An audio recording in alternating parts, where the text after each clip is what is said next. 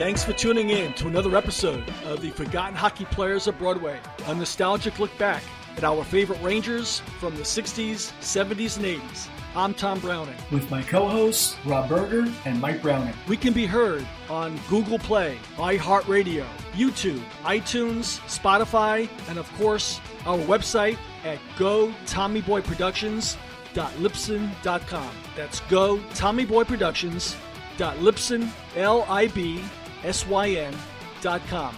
Please check it out. You can capture all of our episodes on our webpage. You can contact us by just clicking on the contact bar. You can leave a message. We'd love to hear from you. Love to hear about the players that you would like for us to profile. Love to hear about maybe some of the seasons other than the 60s, 70s, and 80s that really made an impact on you as a fan. Again, we will be going off the menu every once in a while. We'll be talking about the current day New York Rangers, the state of the franchise, previous playoff games, impactful trades that took place in New York Rangers history. So wherever you listen to us, please hit subscribe. It's free. So without further ado, here are your hosts, Tom Browning, Mike Browning, and Rob Berger.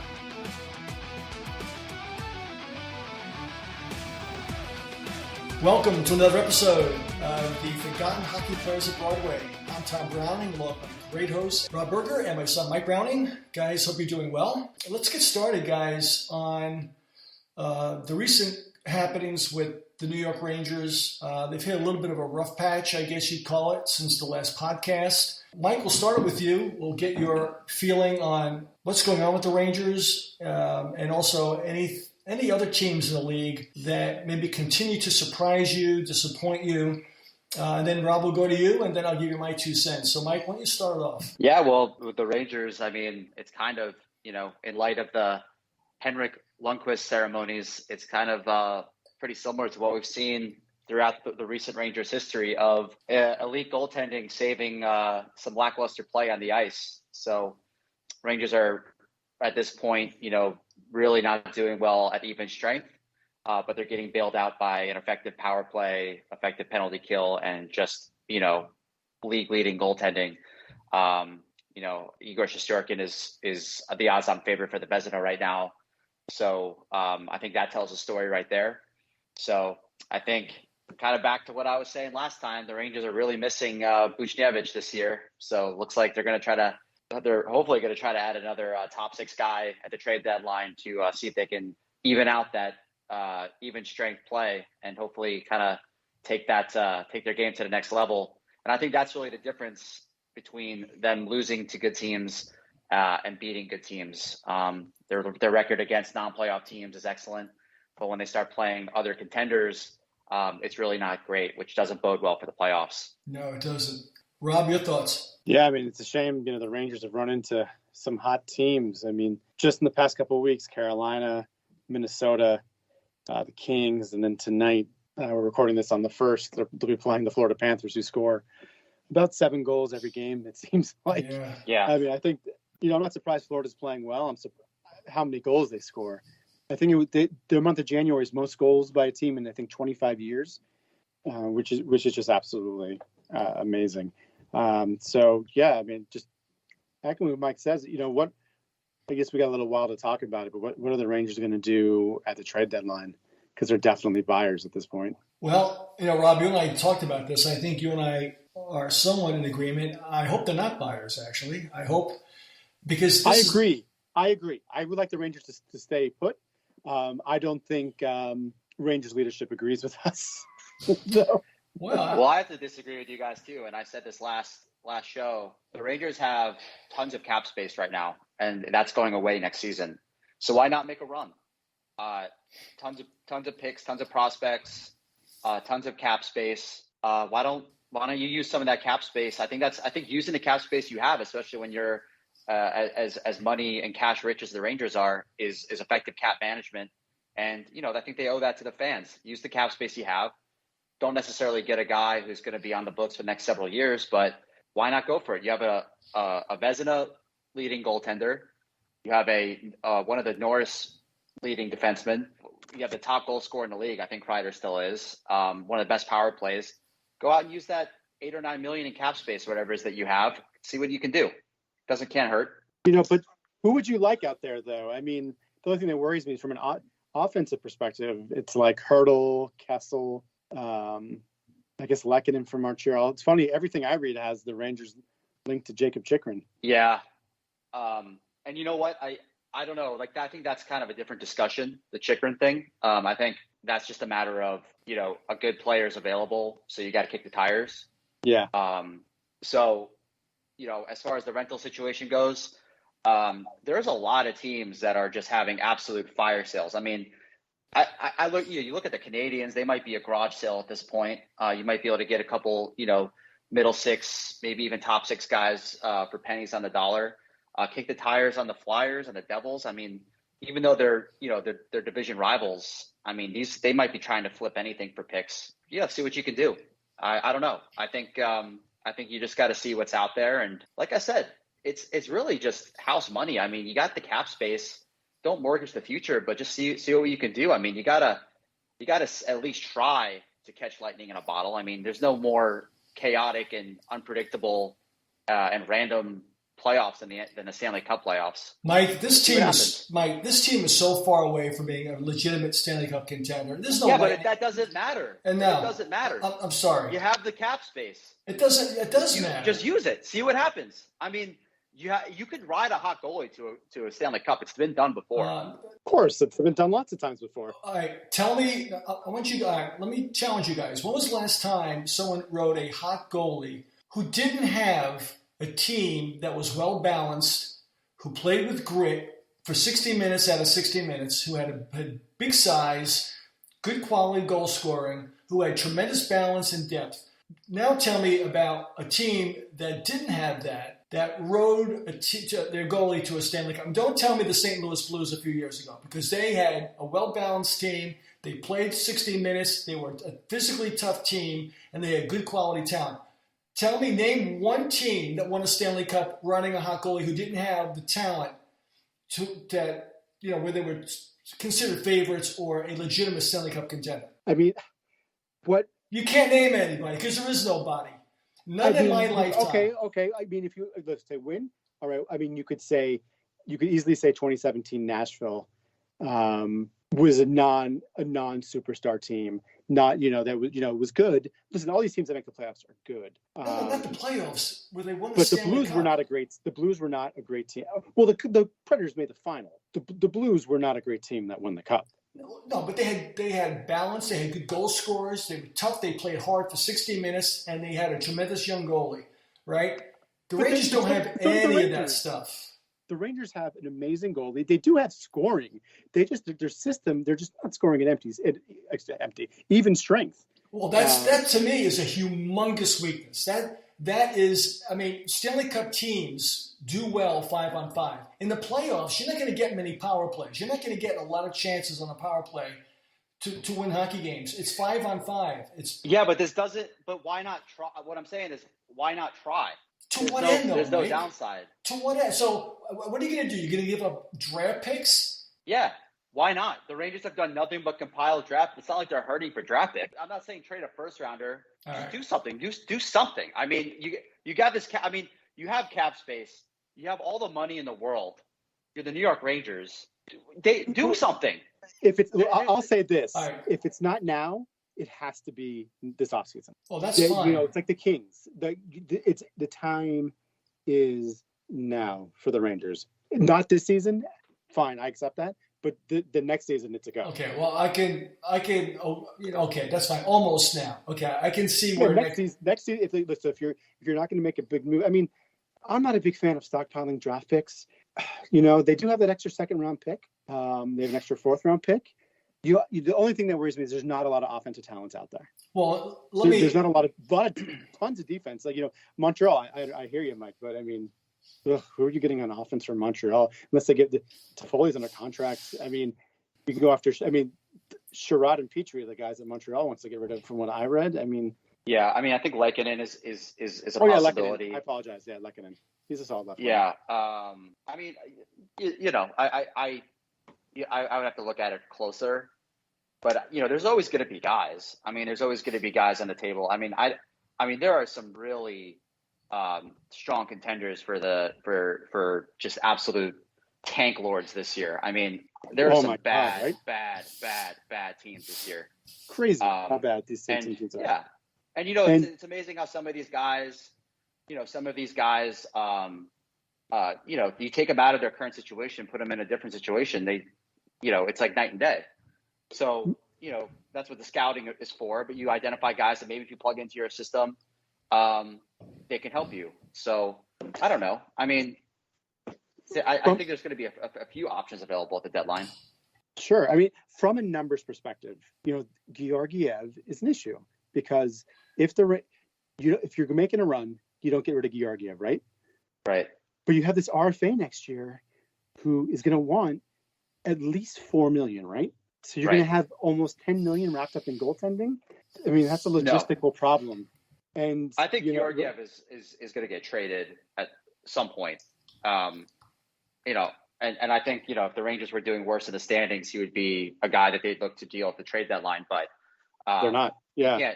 You can't sign him. I mean, I think you have to look at and besides, it's not like he's been, not to get into this argument, but it's not like he's been lighting the world on fire as the backup. No, Georgie he doesn't have a backup mindset. I think Georgie, in his mind, he believes he's a starting goaltender. I think his mental makeup is one as a starting goaltender. I don't think he does well coming off the bench. I think now let me just address. I want to give my chance here, guys, if you don't mind. So just if you could just humor me for a few minutes, let me give you my feeling because Mike, you reeled off some issues or some strengths that you think could legitimately carry the Rangers far into the playoffs. You mentioned Shesterkin. Okay, he's had an excellent year so far. He's been hurt, and until he can go the rest of the season anyway without getting hurt again, he may or may not be a Vezina. He may be a Vezina candidate now, but let's just see how he does over the next 35 games. If he can stay healthy and take this quality of play that he's given us so far, and be consistent against the better teams in the league, then I think he'll win me over. I still don't think he's been playing that great. This past week, I don't think he's been that great. I think he's been a little bit better than average this past week to 10 days. So I think he may be suffering from a little bit of fatigue, a little bit of a lull. He may still be trying to get back to where he was before his injury, but I think he's injury prone. I think we need to see more of him to say that this guy can carry you deep into the playoffs. You mentioned Chris Kreider. Well, to me, the jury is still out on Kreider. If he continues this quality play right throughout to the rest of the season and then into the playoffs, where he's a dominating physical presence in the playoffs, then I can say Chris has arrived. Late bloomer, but he has arrived. So I'm not ready to say Chris Kreider right now is one of the best players in the National Hockey League because we have too much of a track record, too much of a baseline that suggests otherwise. Fox, that's a huge injury. Let's hope he's a little guy. He's not very big. Let's hope he comes back and he's the same player when he comes back. 5-on-5, they have been absolutely atrocious since the very first game of the year. Even Gerard Gallant has had his fill of their play 5-on-5. And a lot of that is because of what I said to you guys last week. Their first-round draft picks has sucked. They stink. These guys have been the biggest. Name me one team that have had early first-round draft picks like the Rangers have, going back 4 or 5 years, who have contributed absolutely nothing to the production of the franchise. Leah Sanderson, Hedel, Kakko, Lafreniere, Miller, who to me, these guys, they belong in the minor leagues. I told you that. I've been telling you that the guys of last year. These guys should have been in the AHL from the very beginning. They are not cutting it as NHL players. They're just not. And that is holding up the productivity, the way this team is evolving and developing so much. These guys are the reasons why they don't have 5-on-5 success. They don't have a middle six that produces. And I think these guys should, right after the All-Star break, they need to go to the AHL. And that's why I'm not so big on this year. I don't care about this year. These guys have to develop in the minor leagues because they're not cutting it as Major League Hockey players. This kid Miller, he's 6'5", but he plays like he's 5'5". I mean, he's been. I don't know how you guys can think this guy is a legitimate second line defense pair or first line. I mean, he's just not delivering. I don't know, Mike, Rob. I don't think this team is anywhere near Stanley Cup playoff caliber right now. They got off to a great start. They'll probably eat their way in. I wouldn't be surprised if they have a very soft win-loss record going to the rest of the season. I just don't see it. I just don't see it. Yeah, and as far as Georgie goes, he'll probably be traded. They'll probably get rid of him, and they'll probably but, stock, they're scouts. I don't know what it is. They're just not drafting very well. They're just not getting guys that make an impact. And that, to me, is holding this team back. I mean, if you think 100% of the other teams weren't taking Lafreniere and Kako, you're nuts. I'm not saying that, Mike. You're just wrong. I don't care about the other teams. These guys are not producing for the Rangers. They're either not being coached up right. So don't talk about scouting. I mean, you take those guys. I mean, everyone's taking them. All right. So let's keep whether you lift and replace the scouting department of any other team, they're taking Lafreniere and Kako. That's just how it is. So it's probably has more to do with the fact that they're not playing, that they're not giving those guys as much minutes as most overall picks usually do. These guys so they don't have the chance to contribute. But I mean, if you're talking about a team that's been for most of the year, not most of the year, but a lot of the year in first place overall.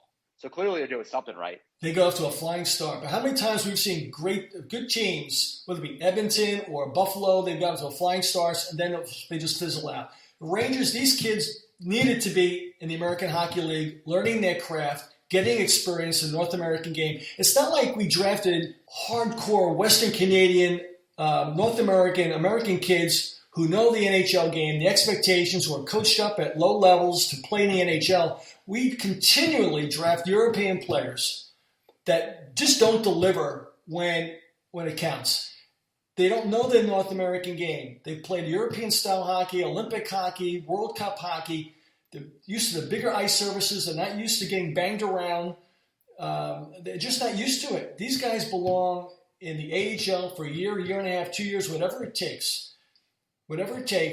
And it's not happening. They're just not producing. It's the way they're being coached up with the New York Rangers. I'm not saying that they should not have been picked where they were picked, although there was probably some players that were picked after them who are contributing more.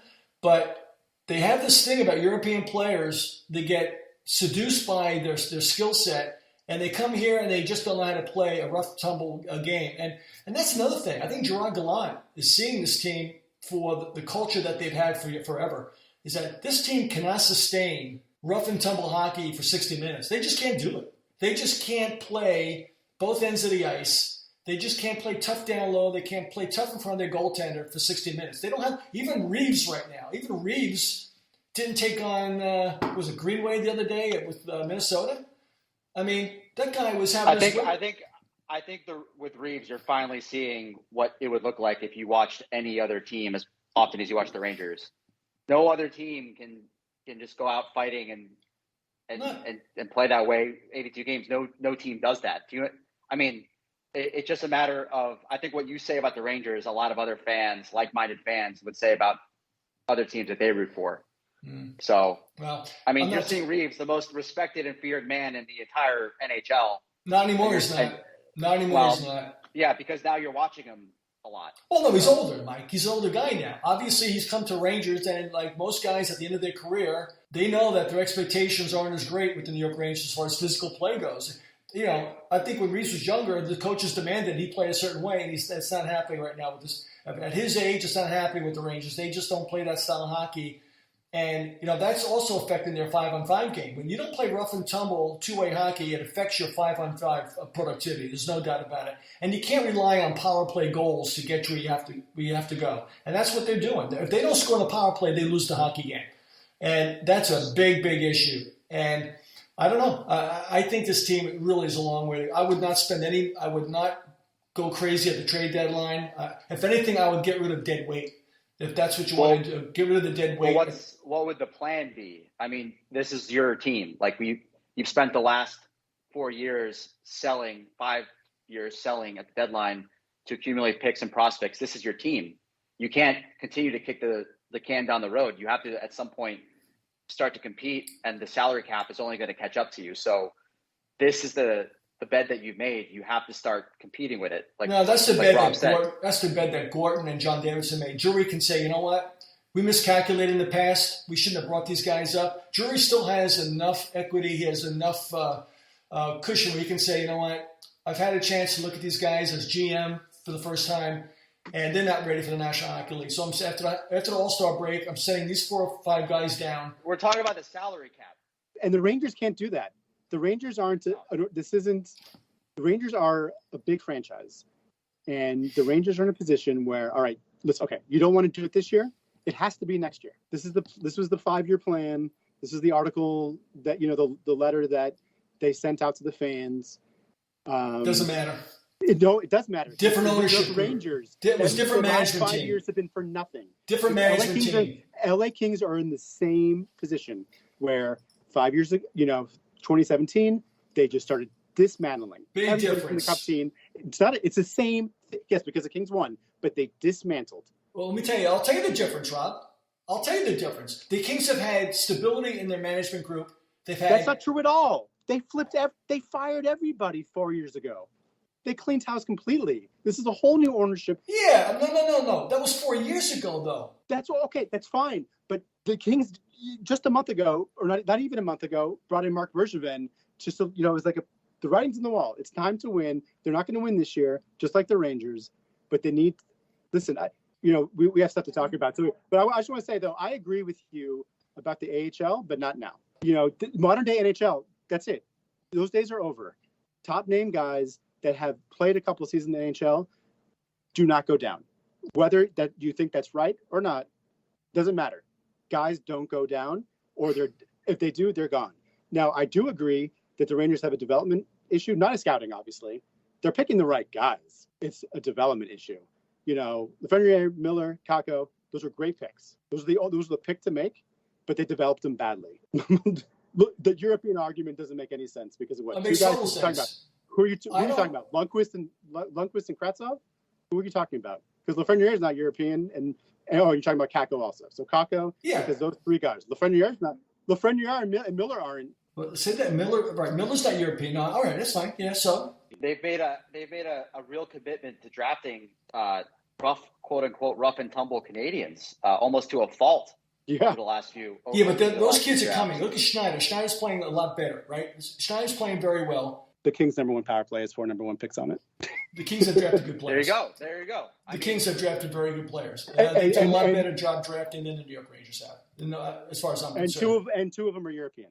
I mean, if you just have to look around the league and to see that Europeans are an integral. I mean, do you really think that teams would keep drafting players? What did I say, guys? It's not the fact that they were European. The fact that these guys needed to go in the AHL to learn how to play North American style hockey. That's what I'm saying. I'm saying if you're going to draft these types of players with the skill set that they have, you don't bring them up and put them in the National Hockey League right away. You let them learn the North American way of playing at least a year and a half in the American Hockey League. That's what I'm saying. The Rangers have not it's like the old adage, keep on making the same mistakes and expecting a different result. That's the definition of crazy, right? And that's what's happening with this club.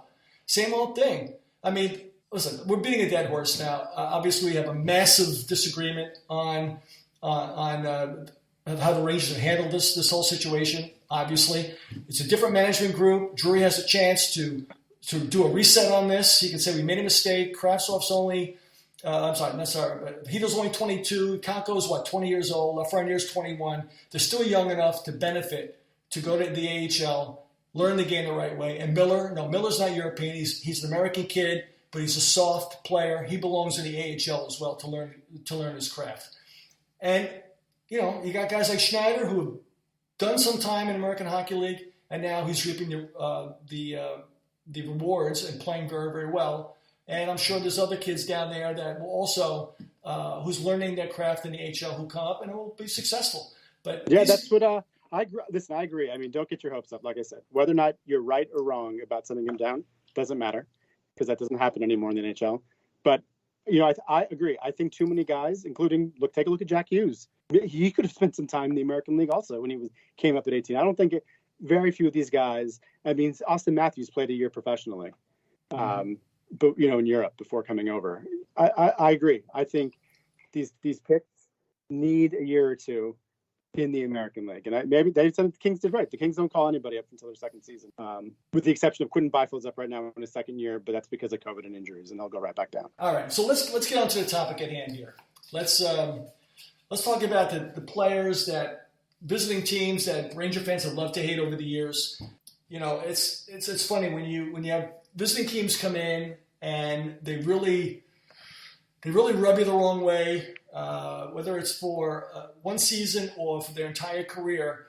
There's a lot of visceral feelings that come up, especially when they do damage to your team and your team's chances for a Stanley Cup. But a lot of it has to do with the fact that deep down inside, you kind of wish you had that type of player on your team as well. You know, you kind of wish that your team kind of played that way, especially if there's been a history of that team dominating your team and having success and your team not having success. And as a Ranger fan going back to the early 60s, I've seen a lot of that over the years.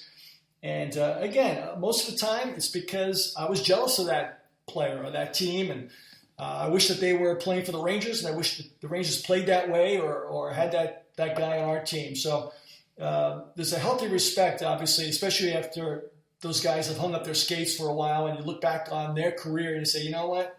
Like Clark Gillies being a great example. You know, it was very it was heartbreaking to see, you know, him passing away as suddenly as he did. And he was a great ambassador for the game, very active in the community. And obviously, Rob, you worked at Huntington Hospital a while back, and I'm sure you probably had some interface with Gillies. You know, he did a lot of things for Huntington Hospital. And, you know, he's one of those guys that, you know, off the ice, he was a real gentleman and very community-driven and oriented. And but you wish that these guys were on your team. So I think I'll start off, and going back to the 60s, since the show's discusses the 60s, 70s, and 80s. I think with the Boston Bruins, back in the 60s, when I first started watching the games, you know, Ted Green comes to mind, the tough, hard-nosed defenseman for the Boston Bruins. This is before the Bruins became the dominant force in the league. This is right before they became Stanley Cup contenders, right before Bobby Orr was drafted and before Esposito was traded from the Blackhawks to the Boston Bruins. Ted Green was a real nemesis for the New York Rangers. He was just a nasty, hard-hitting, but very talented defenseman. And then Johnny McKenzie, he's another one. Johnny McKenzie, pie face. You know, he played for the Rangers in the mid-'60s. He was probably the Brad Marchand of his time. A real instigator, a real needler, didn't think twice about giving you a hack with the stick after the whistle or giving you an elbow when you least expected it, but he could play hockey. He was about 5'9", about 190 pounds. And for some reason, the Rangers gave up on him, and he went to the Bruins, and he became a perennial 20 to 30 goal scorer with them, and he was on their two Stanley Cup championship teams. And what made matters worse with him was that he was a former Ranger at the time, and he went on and became a very productive player as a second-line right wing with the Boston Bruins. So I would say for the Bruins in the 60s, it was Ted Green and Johnny McKenzie. And then for the Montreal Canadiens, it was John Ferguson, who was probably the best fighter of his era. But he could play. He was a hard-nosed player, 20-goal scorer, didn't have to fight a lot, but he was a devastating fighter, and he had his way with the New York Rangers back in the 60s, and he later became the general manager. After Emil Francis was let go, he became the general manager of the New York Rangers as well. So you'll see that a lot of these guys, they wound up either playing for the Rangers or coaching for the Rangers down the road. In the 70s, you know, now the Bruins became great, right? You had Esposito, but the guys that really were hated by Ranger fans were Wayne Cashman, the big physical left winger. He was power forward on the first line with Ken Hodge and Phil Esposito. He was a lefty fighter. So there weren't that many great lefty fighters back then, and he would just devastate in a fight because he was a southpaw. There were not too many guys in the National Hockey League that could really fight who were that big, who came from the left side. So he was a very tough player, and he was a player I always thought that Vic Hatfield should have been with the New York Rangers. Vic Hatfield, I thought, he didn't do the job protecting Gilbert and Rattel like Wayne Cashman did protecting Phil Esposito and Bobby Orr. And so Wayne Cashman was easy to hate. And then you had Derek Sanderson, who you probably heard about. He was the Joe Namath of hockey back then. He was a center iceman, second line. He was a very fast skater. He was the best shorthanded goal scorer in the National Hockey League at that time with him and Eddie Westfall. But he could fight. He got so under the Rangers' skin that the Rangers were trying to gang up on him because he was such an influencer when it came time to upsetting the Rangers game. He was a needler. He was a dirty player, but a great player at the same time. And he played for the Rangers in the late 70s. You had Ted Green again, and you had Johnny McKenzie still with the Bruins at that time. And then in the 70s, you had the New York Islanders, right? You had Bobby Nystrom, Gary Howitt, Clark Gillies, and Billy Smith during the late 70s, early 80s. Not much have to be said about those guys.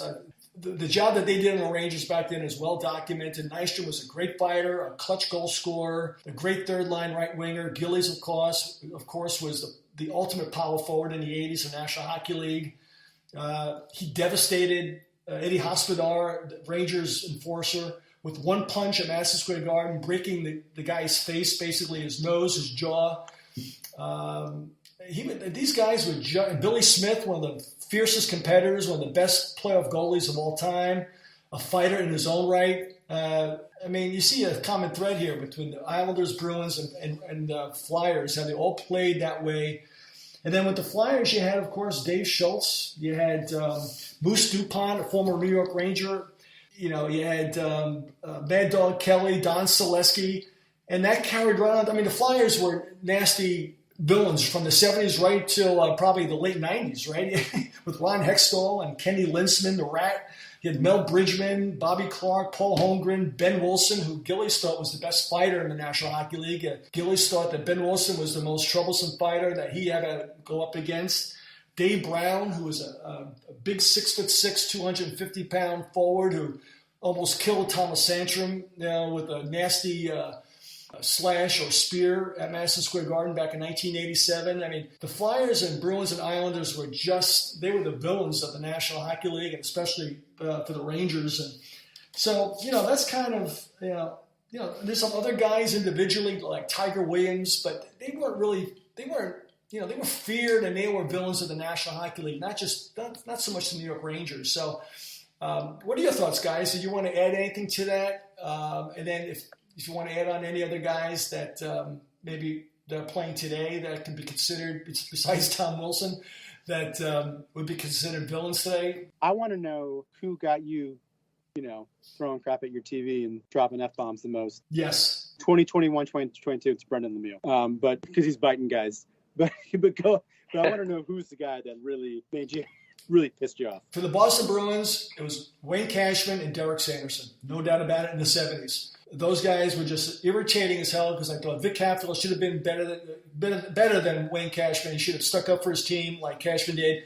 Derek Sanderson was like Kenny Linsman. He was like Brad Marchand. Any other of that type of player today that you can think of, that was Derek Sanderson. He could skate. He was great on the shorthand. He led the league in shorthanded goals. The Bruins were as dangerous shorthanded as they were on the power play back then with Bobby Orr and Derek Sanderson and Eddie Westfall. They were just incredibly great scoring shorthanded goals.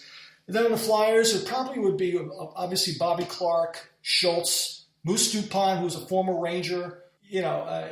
DuPont should have been an enforcer on the Rangers as a defenseman. Nemo Francis said one of the worst trades he ever made was getting rid of Moose DuPont, letting him go to St. Louis, and then St. Louis sending him to the Flyers. So, I would say Schultz, Linsman, DuPont, Dave Brown on the Flyers, Derek Sanderson, and Wayne Cashman. And the Islanders would probably be Bobby Nystrom, Gary Howitt, and Billy Smith. Clark Gillies was too good of a player, and he didn't have to fight that much. But Nystrom was a thorn in the Rangers' side, both in the regular season and the playoffs. Billy Smith was just outstanding in the big games. And Gary Howitt, who was about 5'10", 195 pounds, but he could fight, and he was a very big antagonizer to the New York Rangers. So it was kind of relegated to those three teams, really.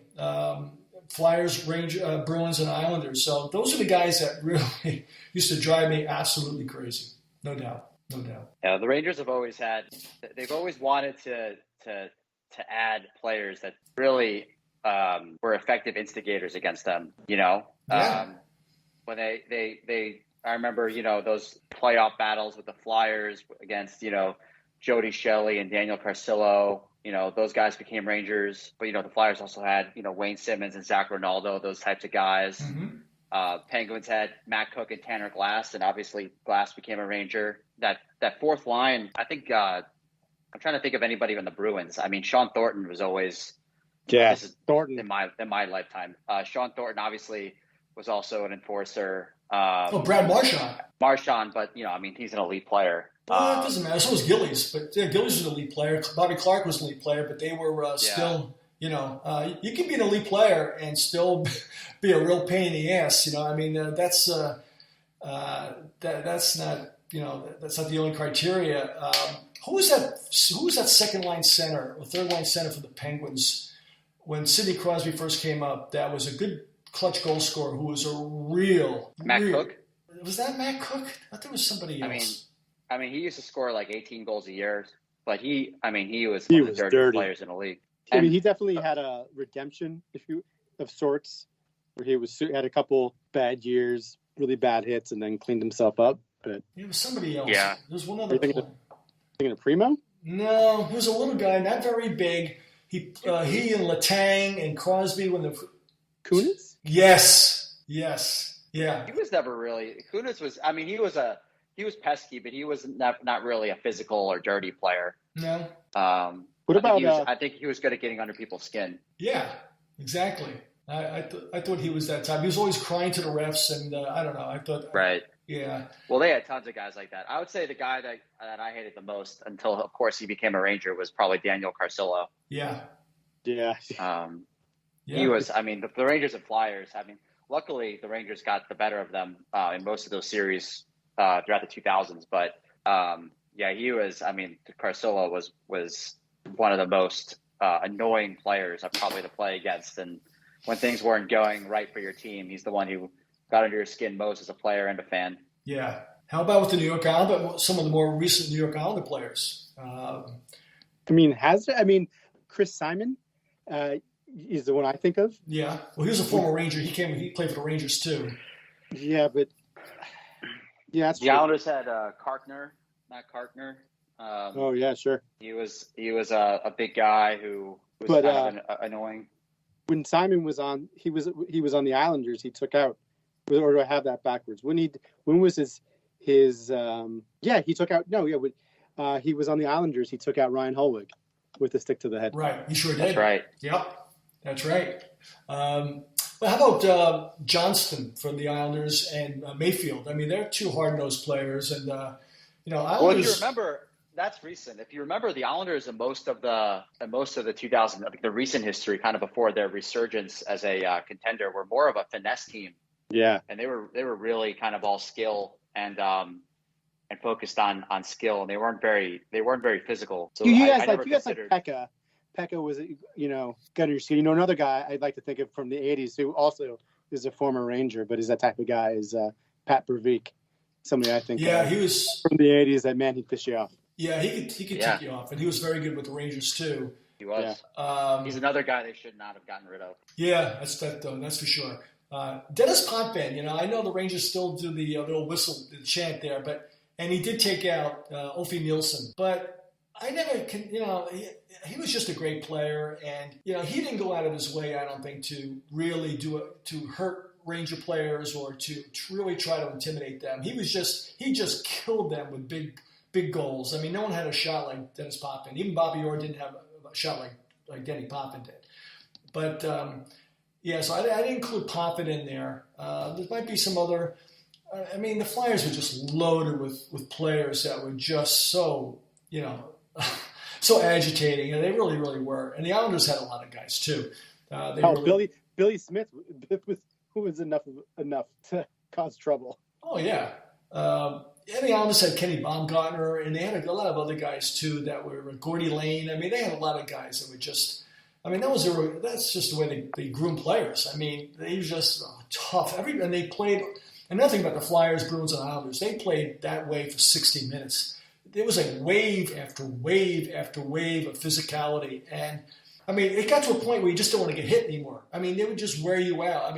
You talk about having your head on a swivel, and that's why I say today, teams that play that way have a huge advantage, especially when the playoffs come, because there's only so much you can take. There's only so much banging you can take before you just say no mas, and you don't want to get hit anymore. And you just don't go that extra mile when it comes to going to the net or wanting to defend your goalie. You just don't want to deal with it, and that's and the Islanders were so good at developing those types of players, drafting those types of, and I think to the most part, they still look for those types of players today. Again, the Islanders don't draft that many European players. They just believe in North American players. They just believe in drafting kids that know what's expected of them from the juniors, from the lowest ranks, right up through to the big club. And the Flyers were doing that for many, many years. I think the Bruins still do that.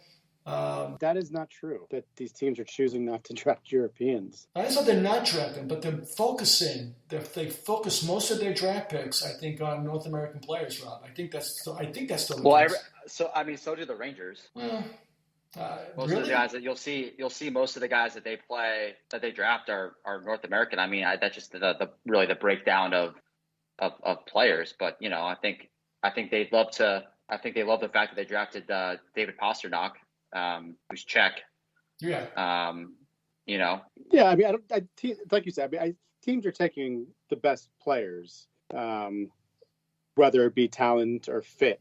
Or hopefully smart teams are doing a combination of both. Yeah. Mm-hmm. Yeah, I mean, the league is balanced. Listen, it's as someone who grew up on the West Coast, it's the East Coast rivalries are so nice. The Rangers really have 5 solid rivals with the Bruins, Flyers, Devils, and Islanders. So it's 4. I mean, you can even throw Pittsburgh in there a little bit. You can throw the Capitals in there. You can throw the Capitals, or yeah, off and on. The Capitals are off and on. But what's fun about being out here, you go to a Rangers Flyers game when both team is isn't a top tier team and the place is bumping. Right. Kings have nice rivalries with the Ducks and Sharks, and nothing to that level. So it's amazing what's out here. Yeah, I think the Bruins have been replaced a while ago with probably the Capitals and maybe Pittsburgh, and pretty soon Carolina too is going to be, especially the ex-Rangers. But yeah. But again, the game is different today. There isn't a player that who's all that much physical or is that much of a needler. I think. I mean, Tony DeAngelo is another guy. Look at what he's doing, right, guys? I mean, look how he's playing. He's playing great. He's an agitator. He'd be great on the second pair defensive pair for the Rangers. Rangers just gave up on him. They just gave up on talent And Brindamore has gotten the most out of it. Brindamore has read him the right act and said, listen, this is how you're going to play, and he's doing it, And I mean, to be fair, the Coyotes and, so did the other teams that he played for. It just takes one coach. It takes one coach who knows how to get through to you. And it takes multiple failures also to know this is your last, the words mean more when they say this is your last chance. And that's also true. I mean, and to be fair, it's not like the Rangers didn't give him a chance. He was on the team for 3 years, or for 2.5 seasons, So, and he was playing just like this. He was a point per game player in the 2019-2020 season, and then he wore out his welcome. So we'll see. I mean, it's going well right now. Carolina took a chance on him, but we'll see if his act wears thin there. But if not, then yeah, good for Brindamore. Yeah. Well, all right. I know, Rob, you got to go. But, the game is played differently today. I don't think you're ever going to see the heated rivalries because of physicality like you did back in the day. Obviously, it's a different game. It's more homogenized now, I think. I think it's more – it's clean. It's just I don't know. It's just a different game. It's not what it used to be. And I think, you can argue with us for better or for worse. But all right, Rob. So listen, I know you got to run, Mike. I know you got to run. That wraps it up for this edition of the Forgotten Hockey Players of Broadway. Again, if fans have any other ideas for topics of the show, please let us know on the webpage. So for Mike Browning and Rob Berger, this is Tom Browning saying so long for the Forgotten Hockey Players of Broadway. Thanks for tuning in.